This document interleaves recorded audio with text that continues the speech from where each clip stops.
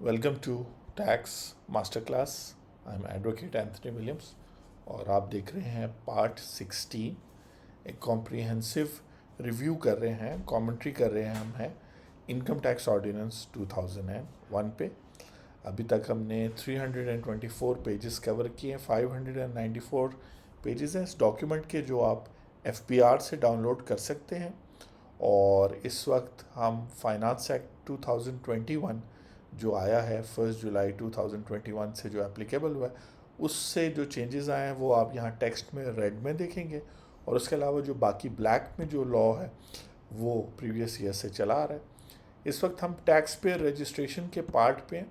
और tax law की अच्छी बात ये कि यहाँ एक एक चीज़ स्पेसिफाइड होती है। अगर कोई चीज़ टैक्स लॉ में मेंशन नहीं है तो फिर उसका फ़ायदा टैक्स पेयर को। क्योंकि टैक्स पेयर रजिस्ट्रेशन मेंशन्ड है तो हर टैक्स पेयर को रजिस्टर होना है। और आपको पता है कि टैक्स पेयर आप इसलिए बनते हैं कि सेक्शन 114 में कुछ कंडीशंस हैं कि आपकी साल की 4 लाख से ज़्यादा अगर आप नॉन सैलरीड पर्सन हैं, या 6 लाख से ज़्यादा अगर आप सैलरीड हैं, या आप प्रॉपर्टी ओन करते हैं, या अगर आप किसी मेडिकल इंजीनियरिंग के बोर्ड से रजिस्टर्ड हैं, वगैरह वगैरह। वो रिक्वायरमेंट अगर आप पूरी करते हैं तो फिर आपको आयरस पे रजिस्टर होना है। और ये जो हम सेक्शंस पढ़ रहे हैं ये आयरस की रजिस्ट्रेशन से ही रिलेटेड है। लेकिन ये बहुत क्लियरली बताते हैं कि every tax payer shall be registered.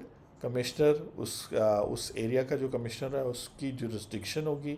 और टैक्स ईयर 2015 के बाद ये सवाल हमेशा पूछा जाता है कि हर एक इंडिविजुअल के, सिर्फ इंडिविजुअल की बात हो रही है, AOP और कंपनी की नहीं, हर एक इंडिविजुअल का कंप्यूटराइज CNIC ही उसका नेशनल टैक्स नंबर होगा, उसका NTN होगा, बशर्ते कि वो आयरस पे रजिस्टर हो जाए। ऑटोमेटिकली नहीं, बल्कि जिस दिन आप आयरस पे रजिस्टर होंगे, जैसे अगर आप आज रियलाइज़ करते हैं कि आपको टैक्स नेट में आना है क्योंकि टैक्स दोस्ती की ये वीडियोस आप देख रहे हैं, आपको टैक्स लॉ का एक बेसिक आइडिया हो गया, या अगर आप प्रोफेशनल हैं तो आप हेल्प लेके इसकी एक्सपर्टीज़ डेवलप कर रहे हैं। और आप जो है लोगों को बता रहे हैं कि जी आप रजिस्टर हो जाएं, तो पूछते हैं जी क्या हमारा NTN नंबर अब क्या है। तो टैक्स ईयर 2015 के बाद अब टैक्स ईयर 2022 में इस वक्त है, आपका CNIC नंबर ही आपका NTN नंबर है, नेशनल टैक्स नंबर है, बशर्ते कि आप एक्टिव टैक्स पे रजिस्टर, एक्टिव आप आयरस पे रजिस्टर्ड हो। अभी मुझे एक टैक्स पेयर के हमारे क्लाइंट की कॉल आई और वो कह रहे थे कि जी मैं फाइलर हूँ इस साल के नहीं। तो मैंने उनको समझाया कि एक्टिव टैक्स पेयर लिस्ट जो है हर हफ्ते इशू होती है, और उस पर वो लोग जो इन्होंने टैक्स फाइलिंग की होती है टाइम पर वो होते हैं। और ये FBR पे जाके आप चेक भी कर सकते हैं। अगर आप इनएक्टिव आते हैं तो फिर टैक्स फाइलिंग करनी होती है, अगर एक्टिव हैं तो फिर आप कंटिन्यू करते हैं। वो सारी बातें यहाँ लिखी हैं। कंपलसरी रजिस्ट्रेशन भी की जा सकती है अगर जो है किसी इलेक्ट्रिसिटी या गैस के कनेक्शन वाला पर्सन जो है वो रजिस्टर्ड नहीं है और उसने कनेक्शन ले लिया है, तो उसको कंपलसरी रजिस्टर किया जाएगा। क्योंकि कानून में हर चीज़ बतानी पड़ती है, इसलिए जिक्र है। ये जो सेक्शन है ये कुछ हद तक इम्प्लीमेंट हुआ था, और टैक्स पेयर कार्ड भी लोगों को मिले हैं। और आगे जाके अगर टैक्स पेयर कार्ड की वजह से लोगों को गवर्नमेंट डिपार्टमेंट में प्रायोरिटी मिलेगी तो ये फ़ायदा है। इसी तरह जो लोग बिज़नेस कर रहे हैं उन पर ज़रूरी है, जो लोग बिज़नेस कर रहे हैं उन पर ज़रूरी है कि वो अपने बिज़नेस प्लेस पर अपना नेशनल टैक्स नंबर जो है डिस्प्ले करें। नेशनल टैक्स नंबर के लिए अब आपको टैक्स ऑफिस नहीं जाना पड़ेगा, बल्कि अपने आयरस में लॉगिन करेंगे तो सामने डैशबोर्ड पे जहाँ पे चेंज पासवर्ड, चेंज पिन होता है, वहीं रजिस्ट्रेशन सर्टिफिकेट के नाम से एक लिंक है, उसे क्लिक करेंगे तो एक और आपका जो एक और टैब में आपके NTN का सर्टिफिकेट ओपन हो जाएगा, और उस पर बार कोड भी होगा, आपकी सारी डिटेल्स होंगी। उनको कलर प्रिंट लेके, ब्लैक एंड वाइट प्रिंट भी ले सकते हैं, आप दिखाएंगे, आप डिस्प्ले करेंगे अपने बिजनेस पे।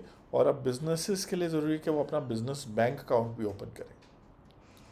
इसी तरह बिजनेस लाइसेंस स्कीम जो है वो गवर्नमेंट ने शुरू तो की थी कि हर एक बिज़नेस को लाइसेंस मिलेगा, लेकिन इस पर काम नहीं हो सका। तो सेक्शन अवेलेबल है लेकिन अभी ये इम्प्लीमेंट नहीं हो सका। सेक्शन 182 जो है वो सारे ऑफेंसेस एंड पेनल्टीज़, जब आप मुख्तलिफ़ किस्म के कानून की वायलेशन करेंगे, जैसे आप रेड लाइट क्रॉस करते हैं, तो इसी तरह यहाँ पर एग्जैक्ट रीजंस लिखी हैं जिसकी वजह से आपको पेनल्टी पे करनी पड़ेगी। पहली ये है कि आप अपनी टैक्स रिटर्न ही नहीं फाइल करें ड्यू डेट पे, तो उसकी पेनल्टी लिखी हुई है। और उसके अंदर कुछ डिटेल बातें हैं, सैलरीड लोगों के लिए थोड़ा सा फ़र्क है, बिजनेस लोगों के लिए थोड़ा सा फ़र्क है। इसी तरह अगर आप विद होल्डिंग एजेंट्स हैं और 165 या मुख्तलिफ और स्टेटमेंट फाइल नहीं करते, तो उनकी पेनल्टीज़ हैं with A minimum penalty of 10,000। इसीलिए जो लोग विद होल्डिंग एजेंट हैं उनको सीरियसली अपना काम करना चाहिए। जो लोग अपनी वेल्थ स्टेटमेंट फाइल नहीं करते वो, और अब चूँकि आप आईरस में करते हैं, तो अगर आप अपना रेजिडेंशियल स्टेटस रेजिडेंट शो करते हैं तो तब तक आपकी इनकम टैक्स रिटर्न फाइल नहीं होगी जब तक साथ में वेल्थ स्टेटमेंट नहीं जाएगी। लेकिन अगर किसी वजह से आप कुछ ऐसा करके अपनी वेल्थ स्टेटमेंट के बगैर फाइल कर देते हैं तो आप पर 1 लाख रुपए तक जुर्माना। इसी तरह ये अपने फॉरेन एसेट्स जो लोग डिक्लेयर नहीं करते उस पर है, जो लोग अपनी बिजनेस करते हुए प्रॉपर रिसीट्स बिल इनवॉइस नहीं इशू करते हैं उनकी पेनल्टीज़। और इस तरह आप देख सकते हैं बहुत सारी पेनल्टीज़ हैं। गो थ्रू अगर आप होंगे तो आपको एक आइडिया होता जाएगा। यहाँ पर एक पर्सन जो रिपीटेडली एरोनियस कैलकुलेशन अपने रिटर्न्स में कर रहा है और जो अमाउंट उसकी वजह से वो कम टैक्स पे कर रहा है, उस पर्सन को 30,000 या 3% ऑफ द अमाउंट होगा, provided that no penalty shall be imposed to the extent of tax shortfall occurring as a result of taxpayer taking a reasonable arguable position on the application of this ordinance to the taxpayer position। यहाँ इस बात का ये मतलब है कि एक बंदा जानबूझ के गलती कर रहा है, उस पर 10% टैक्स रेट लगता था, वो जानबूझ के उस पर 5% लगा रहा है, और दूसरा शख्स कन्विंस्ड है कि उस पर लगता ही 5% है क्योंकि वो एडवर्टीज़मेंट कर रहा है या वो एक स्पेशल सिस्टम के तहत है, तो वहाँ पर ये पेनल्टी नहीं लगाई जाएगी। तो इस तरह से अच्छा है, टैक्स पेयर को फेवर करने के लिए बहुत सारी बातें यहाँ लिखी गई हैं। और नेचुरल जस्टिस जो है वो हमारे टैक्स लॉ में फ़र्स्ट टाइम ऐड किया गया कि अगर टैक्स पेयर के साथ ज़्यादती हो रही है किसी किस्म की भी, तो टैक्स अथॉरिटीज़ को पावर दी गई है, ख़ासतौर पे कमिश्नर और कमिश्नर अपील और ट्रिब्यूनल को ये देखने के लिए कि उस ज़्यादती को वो अवॉइड करवा सकते हैं अगर वो जेन्युइनली हार्डशिप यानी ज़्यादती है। यहाँ पे फिर कोई फॉल्स मिस स्टेटमेंट आप बनाते हैं, तो मैं यहाँ बता दूं कि बहुत सारे लोग बहुत इजीली कहते हैं हाँ जी कम इनकम शो कर दें, कम टैक्स शो कर दें, हमें तो एसेट शो करने की ज़रूरत ही नहीं है। तो ये सब वो पेनल्टीज़ हैं जो आहिस्ता आहिस्ता एफबीआर का, कमिश्नर का रिकॉर्ड और सिस्टम बेहतर होता जा रहा है, तो ये अब आपको पे करना पड़ेगा। क्यों? क्योंकि जो गलतियाँ आप कर चुके हैं प्रीवियस ईयर में, या तो आप इस वीडियो को देखने के बाद आप अपनी wealth statement, income tax previous years की रिवाइज करना शुरू कर दें और प्रॉपर उस पर टैक्स पे करें। टैक्स दोस्ती में अच्छी बात है कि हमारे पास जितने क्लाइंट्स भी आते हैं, चूँकि वो हमारी वीडियोस देखते हैं रेगुलरली, नॉन रेजिडेंट लोग भी ऑल ओवर द वर्ल्ड भी और पाकिस्तान में, तो उन्हें पता है कि हम वो लोग जो टैक्स छुपाना चाहते हैं और वो लोग जो मिस स्टेटमेंट और इस तरह की पेनल्टीज़ के वायलेशन करना चाहते हैं, हम उन लोगों को एंटरटेन नहीं करते।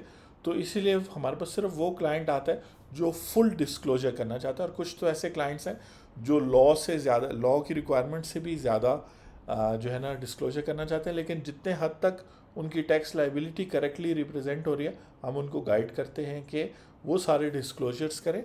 और अगर कोई एक्स्ट्रा डिस्क्लोजर है तो मैं आपको एग्जांपल दे दूं कि एक हमारे नॉन रेजिडेंट टैक्स पेयर हैं जो चाहते थे कि वो पूरी डिटेल बताएं कि वो पिछले 20 सालों से पाकिस्तान में नहीं हो और वो गोल्ड मेडलिस्ट हैं और अब मुख्तलिफ दुनिया के मुल्कों में वो आउटस्टैंडिंग डॉक्टर्स के तौर पर रहे हैं।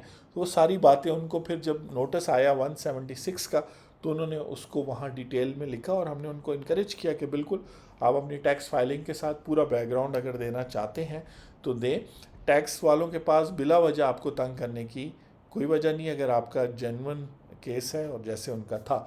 तो ये मेरी बात का ये मतलब था, ऐसा मतलब नहीं है कि आप बातों को छुपाएं, बल्कि proper disclosure proper head of account के नीचे शो करें। जो नॉर्मल टैक्स रिटर्न थी या वेल्थ स्टेटमेंट में थी, उनको मौका वहाँ पे नहीं मिल रहा था अपनी बात कहने का, तो जब उनको नोटिस आया इंक्वायरी का सेक्शन 176 का, तो उन्होंने मेरे से मशवरा करके फिर अपनी फुल जो टैक्स पेयर हिस्ट्री है और अपनी जो फाइनेंशियल और इनकम की हिस्ट्री है वो उन्होंने दी और उसका उनको कोई नुकसान नहीं। ये बिज़नेस लाइसेंस वगैरह का भी यहाँ पे ऐड कर दिया गया है सेक्शन 181D, लेकिन बिज़नेस लाइसेंस की कोई स्कीम प्रॉपरली इशू नहीं हुई। याद रखें कि टैक्स लॉ जो आप इस वक्त देख रहे हैं उसके साथ रूल्स बनाना भी बड़ा ज़रूरी है। अगर रूल्स ना बनाए जाएं तो फिर टैक्स लॉ प्रॉपरली इम्प्लीमेंट नहीं हो सकता। और आप ये देख सकते हैं यहाँ तकरीबन 23 तक हम पहुँच गए हैं। ट्रांजैक्शंस हैं या ऐसी वायलेशंस हैं जो अगर आप करें तो आपको पेनल्टीज़ होंगी। उनमें माइनर चेंज है। ये 29 कंप्लीट ऐड हुई है, इसको देख लेते हैं। Where any person fails to declare business bank account in his registration application, जो एप्लीकेशन आयरस में अवेलेबल है 181 फॉर्म जिसको कहते हैं, और fails to amend his registration profile to declare existing bank accounts wilfully, तो उस पर्सन को 10,000 रुपीज़ की पेनल्टी होगी। और इसका टाइम जो अवेलेबल है वो 30 सितंबर 2021 है। इसका मतलब है कि इंडिविजुअल्स और एसोसिएशन ऑफ पर्सनस, फर्म्स वगैरह, वो जो है, और इसके बाद वो जो 10,000 पेनल्टी, उसके बाद हर डे की भी पेनल्टी है। और फिर चूंकि आपने वो डिक्लेयर नहीं किया होगा अपनी वेल्थ स्टेटमेंट या अपने बिजनेस बैंक, अपनी बिजनेस टैक्स रिटर्न में नहीं, बल्कि वो कह रहे हैं कि आप प्रॉपरली उसको अपनी प्रोफाइल में लिंक करें 181 की। वो जो माई प्रोफाइल का लिंक था वो तो रिमूव हो गया, और यहाँ पर 181 फॉर्म जो है, जो शुरू से आपकी मुख्तलिफ पर्टिकुलर्स को चेंज करने और एंटर करने के लिए काम आता है, और शुरू में जब आप आयरस में रजिस्टर भी होते हैं तो 181 फॉर्म ही फिल कर रहे होते हैं, जो शुरू में जो आपसे मोबाइल नंबर, एड्रेस या CNIC मांग रहा होता है। ठीक है ना। ये बहुत इम्पॉर्टेंट लाइन ऐड हुई है कि ये जितनी भी ऊपर पेनल्टीज़ हैं उसमें देखा जाएगा कि, और ये जो लास्ट डेट दी जा रही है कि applicable from the first day, तो वही बात है कि लास्ट डेट 30 सितंबर की है। इस टाइम तक आप रजिस्टर करें तो जितने भी टैक्स दोस्ती के बिज़नेस क्लाइंट्स हैं जिनकी बिज़नेस इनकम है, उनके बिज़नेस बैंक अकाउंट्स अगर अभी तक ऐड नहीं हुए तो हम ऐड करवाएंगे। लेकिन मेरे ख्याल से हम ये एक्टिविटी पिछले साल करवा चुके हैं जब माई प्रोफाइल की बात हुई थी। इस पे वीडियोस भी बनी हुई हैं तो आप देख सकते हैं। लेकिन सिंपली आपने फॉर्म 181 में अपना बिजनेस बैंक अकाउंट एंटर करना है और इसको अपने इनकम फ्रॉम बिजनेस की बैलेंस शीट में भी एंटर करना है अगर अभी तक आपने नहीं किया। ऊपर की जो पेनल्टीज़ हैं यहाँ एक्सप्लेनेशन में बहुत अच्छी बात की गई है कि मेंस रिया, यानी कि ऊपर की पेनल्टी उस वक्त तक टैक्स पेयर पे लगाई नहीं जाएगी जब तक टैक्स अथॉरिटी ये प्रूव नहीं करेगी कि इस शख्स ने जानबूझ के ऊपर की जो कोई भी पेनल्टी है, ये वाली ले लेते हैं, जानबूझ के इसने जो है ना ये कमिट किया है और ये पेनल्टी, ये फ्रॉड या पेनल्टी या ये वायलेशन इसने कमिट की है। जब तक जानते बूझते हुए वो प्रूव नहीं करेंगे तो जो है ना उस टाइम तक पेनल्टी नहीं लगेगी। इसकी मैं एग्जांपल देता हूँ। टैक्स लॉ तो वैसे उर्दू में भी, और जो FBR की वेबसाइट अगर आप उसमें ऊपर राइट साइड पे देखें तो उर्दू का लफ्ज़ लिखा, उस पर क्लिक करें तो सारी वेबसाइट उर्दू में कन्वर्ट हो जाती है। लेकिन मैं एग्जांपल दे रहा हूँ कि एक छोटा शख्स, एक छोटा कारोबारी शख्स जिसकी एक दुकान है और किसी शहर में भी हो सकती है, किसी शहर में है, और वो किसी शख्स के थ्रू अपनी टैक्स फाइलिंग कराता है और टैक्स पेयर है, उसको नॉलेज नहीं होगी क्योंकि शायद वो ये वीडियोस टैक्स दोस्ती के देखते भी नहीं हैं। तो अगर आपके कोई दोस्त वगैरह हैं या अगर आप अपने क्लाइंट्स को एजुकेट करें तो अच्छा होगा कि उससे ये कंप्लाइंस रह जाएगी 30 सितंबर तक की, जहाँ पर वो फॉर्म 181 में अपना बैंक अकाउंट ओपन वो एंटर नहीं करवाएगा क्योंकि शायद उसका बैंक अकाउंट है ही नहीं, उसको अवेयरनेस ही नहीं है। तो हमने पार्ट 1 में भी जब डेफिनेशंस कर रहे थे सेक्शन 2 में, वहाँ बिज़नेस बैंक अकाउंट की डेफिनेशन देखी थी। तो बेसिकली एक बहुत बड़ा इशू है कि पाकिस्तान में स्मॉल बिजनेसेस जो हैं और मीडियम साइज बिजनेसेस में उनके बैंक अकाउंट्स ही नहीं है, वो बैंकिंग सेक्टर का हिस्सा ही नहीं है। उसकी वजह ये है कि उनको काफ़ी प्रॉब्लम्स होती हैं और उनको काफ़ी सारा बैंकिंग चार्जेस और वो पे करने पड़ते हैं, और उनके बिज़नेस मॉडल ऐसा होता है कि उनके सप्लायर्स भी कैश लेते हैं और उनके कस्टमर्स भी कैश पे करते हैं। तो ये इशू जो है वो आएगा। अब अगर ऐसे किसी के शख्स का केस आता है जो स्मॉल बिजनेसमैन है, अंग्रेज़ी नहीं समझता, तो वहाँ पर हम कह सकते हैं कि इस शख्स की नीयत नेगेटिव नहीं थी, मंजरिया, यानी वो जानबूझ के उसने ये कंप्लायंस 30 सितंबर 2021 तक इसलिए नहीं की क्योंकि अव्वल वो अपनी रिटर्न शायद खुद फाइल करता है या उसका कंसल्टेंट करता है, उसको अंग्रेज़ी नहीं आती, वो स्मॉल बिजनेसमैन है, उसका बैंक अकाउंट नहीं है, वगैरह वगैरह। तो ये क्लियरली बताता है कि गलती से उससे ये कानून की वायलेशन हुई है, गलती से उससे, जिस तरह सिग्नल गलती से भी कभी कभार आप क्रॉस कर लेते हैं और आपकी फिर लाहौर में तो है कि पिक्चर खींच के आपके घर जो है ना आपका टैक्स चालान आ जाता है, या ऑनलाइन आप देख सकते हैं। तो यहाँ पर मंजरिया का मतलब ये है कि मुख्तलिफ़ वजहों से, जो जेन्युइन रीजंस थी, उसके अनपढ़ होने की वजह से, या उसका जो कंसल्टेंट है किसी छोटे शहर में था, इतनी उसकी नॉलेज नहीं थी, या टैक्स तो उसकी वीडियोस वो नहीं देखते थे, वगैरह वगैरह, ये सब चीज़ें रीजंस बन सकती। सेक्शन 182A कहता है return not filed within due date, और उसके हवाले से ये पुराना सेक्शन है कि अगर वो ड्यू डेट पे फाइल नहीं करता है तो वो शख्स जो है वो एक्टिव टैक्स पेयर लिस्ट में शामिल नहीं होगा, और वापस एक्टिव टैक्स पेयर लिस्ट पर आने के लिए वो रिटर्न भी फाइल करनी होगी। और इन केस ऑफ इंडिविजुअल उसको 1000 का सरचार्ज, एओपी के केस में 10,000 और कंपनी के केस में 20,000 का सरचार्ज पे करना होगा। तो अगर आप सोचते थे कि ये कैसे हो जाता है कि लोग एक्टिव टैक्स पेयर लिस्ट से रिमूव हो जाते हैं, तो ये सेक्शन 182A के तहत है। और फेडरल गवर्नमेंट जेन्युइन केस में एग्जेम्पशन दे सकती है पेनल्टी से और डिफ़ॉल्ट सरचार्ज से। ब्रीफली बता दूं कि डिफ़ॉल्ट सरचार्ज ये होता है कि जब आप कोई पेनल्टी कर लेते हैं, अपनी रिटर्न फाइल नहीं करते, तो आप पे पेनल्टी भी लगती है और साथ साथ डिफ़ॉल्ट सरचार्ज भी लगता है। तो आपको 3 किस्म के अमाउंट्स पे करनी पड़ती है।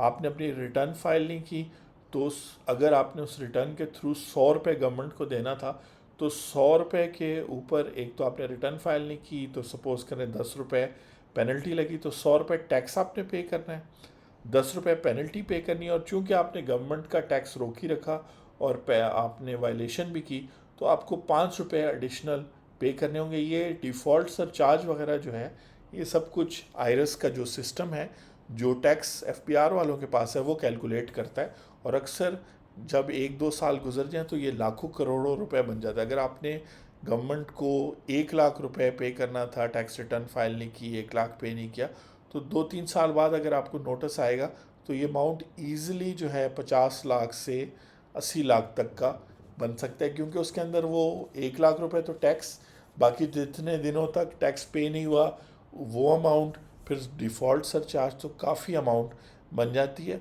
और आप काफ़ी परेशान हो जाएंगे। वो लोग जो हैबिचुअली टैक्स वगैरह पे नहीं करे, तो ये वो सेक्शन है 191, और ये मैं यहाँ से लेके 200 तक इसलिए जाऊँगा जल्दी में, क्योंकि वो जो नए सेक्शंस ऐड हुए हैं जिसके तहत आपको as a taxpayer arrest किया जा सकता है, और चीज़ें हम उस पर नेक्स्ट वीडियो में पार्ट 17 में फोकस करेंगे। यहाँ पे कोशिश है कि वीडियो शॉर्ट रहें जैसे सब लोग चाहते थे। तो प्रोसिक्यूशन का मतलब है कि ऊपर वाले अगर आप वायलेशन करेंगे तो आपको फाइनेंशियल पेनल्टी होगी। यहाँ पर जो आप गलतियाँ करेंगे या जो वायलेशन करेंगे, एडवांस टैक्स पे नहीं करेंगे, तो आपको इन पर्सन सज़ा भी दी जाएगी ऊपर के जुर्माने के साथ। तो ये सारी बातें यहाँ पे लिखी गई हैं। और साथ में डिक्लेयर बिजनेस बैंक अकाउंट अगर आप रजिस्ट्रेशन फॉर्म में नहीं करेंगे या अपनी वेल्थ इनकम टैक्स या वेल्थ स्टेटमेंट में नहीं करेंगे, तो अब आपको इन पर्सन भी सज़ा मिलेगी। तो फ़ाइन के साथ साथ आपको प्रोसिक्यूशन भी होगी। और यहाँ उन्होंने prosecution of concealment of income का सेक्शन तो ऐड हो गया था, ये नंबर 2 देखते हैं, फाइनेंस एक्ट 2009 में माशाल्लाह, और कंसीलमेंट ऑफ इनकम की डेफिनेशन अब ऐड हुई है। तो अब वाकई में वो काम जो, अगर आप पार्ट 1 देखेंगे हमारे, इस वक्त तो आप पार्ट 16 देख रहे हैं, comprehensive commentary on income tax ordinance के टैक्स मास्टर क्लास में, आप वहाँ पे जो डेफिनेशन बताई गई है, इस सेक्शन एक्शन में तब आएगा जब उस डेफिनेशन के मुताबिक कोई हरकत आप करेंगे और वो टैक्स वाले उसको पकड़ेंगे और फिर आप पर केस चलेगा और फिर अदालत होगी, और अदालत में आप पर ये केस किया जाएगा कि आपने कंसीलमेंट ऑफ इनकम किया, जिसमें अपनी इनकम छुपाना, अपने एक्सपेंसेस को ज़्यादा बताना, अपने टैक्स क्रेडिट क्लेम करना जब आप टैक्स क्रेडिट आपको या टैक्स एग्जाम्शन आपको अवेलेबल नहीं थी। इसी तरह prosecution for concealment of offshore assets जो हैं, वो एसेट जो बाहर मुल्क में हैं वो आपने शो नहीं किए तो तब भी। और इसी तरह अगर रिकॉर्ड मेंटेन नहीं करेंगे तो आप यहाँ देखें 50,000 रुपीज़ और 2 साल की कैद भी हो सकती है। और मिस स्टेटमेंट, फॉल्स स्टेटमेंट, अगर एनटीएन प्रॉपरली शो नहीं करेंगे अपने बिजनेस की जगह पर, उसके अलावा ये प्रोसिक्यूशन जो है इसकी होगी। मिस्टेक बहुत ईजिली लोग जो है टैक्स अथॉरिटी को भी झूठ बता देते हैं, इनकम टैक्स वालों को भी, कस्टम वालों को भी। उस सारों की सज़ाएं अगर वो एक्शन लेना चाहें तो ले सकते हैं। और इसी तरह फिर ऑफ शोर टैक्स इवेडर, ये डेफिनेशंस आ गई थी 2-4 साल पहले टैक्स लॉ में। इनकम टैक्स अथॉरिटी के काम को रोकना, डिस्पोजल ऑफ प्रॉपर्टी वगैरह वगैरह। तो ये सब जो है ऐसी सीरियस चीज़ें हैं। अबेंडमेंट कहते हैं जब किसी और शख्स की मदद करे टैक्स छुपाने में। इसी तरह कंपनीज और एसोसिएशन ऑफ पर्सनस में जो उनके प्रिंसिपल ऑफिसर्स हैं वो इन्वॉल्व होंगे, ठीक है जी। इसी तरह स्पेशल जज ट्रायल करेगा और इसके बाद मेरा ख्याल है जो है, और कंसीलमेंट में उन्होंने कहा है कि 100 मिलियन से ज़्यादा का केस होगा या फाइलर और रिपीट 25 मिलियन और अबव, तो उन्होंने स्टैंडर्ड दिए हुए हैं। अब यहाँ से अपील आप कर सकते हैं स्पेशल जज जब आपके अगेंस्ट फैसला सुनाए तो हाई कोर्ट जा सकते हैं। अब ये power to arrest and prosecution part 17 में करेंगे। आप देख रहे हैं टैक्स मास्टर क्लास। मैं हूँ एडवोकेट एंथनी विलियम्स, और उम्मीद है कि इन कमेंट्री के through as a taxpayer या एज ए टैक्स कंसल्टेंट आप अपने कॉन्सेप्ट्स और जो बेसिक प्रिंसिपल्स हैं टैक्स लॉ के वो समझ रहे हैं, और अपना फीडबैक कमेंट्स वगैरह की सूरत में भी दिए हैं। व्हाट्सएप नंबर भी दिया है। आपसे जल्द मुलाकात होती है सेक्शन 203B के साथ, जिसके अगेंस्ट काफ़ी बिजनेसमैन एहतजाज भी कर रहे हैं। और इस सेक्शन को अगर हम समझ जाएं तो मेरा ख्याल है कि काफ़ी सारे प्रॉब्लम सॉल्व हो सकते हैं, और आगे इसको देखेंगे। Thank you very much.